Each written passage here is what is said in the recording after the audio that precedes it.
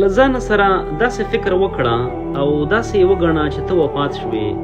غسل، د کفن، قبر، جنازه تیاره شوه، بالاخره قبر ته وسپارل شوې او په قبر دې خاورې انبار شوې. ټول خپل خپلوان او پردي در څخه لاړل. بچیان هم در سره نشته، په څنګ کې خوږه مرجانه هم نشته در سره، خور، ورور او نور خپلوان هم در سره نشته.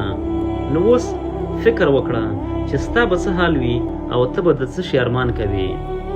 که چیرې د خدای له لوري انسان ته اختیار ورکړل شوی وي چې زه د یوې میاشتې لپاره هغې نیمګړې دنیا ته بیرته ستون شه، نو اوس پوښتنه دا ده چې تاسې به په دنیا کې په یو میاشت کې څه کړي وي؟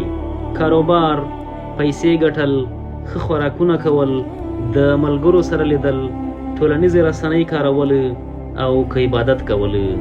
حتما به مو ځواب دا وي یوازې د مهربان ذات عبادت کول.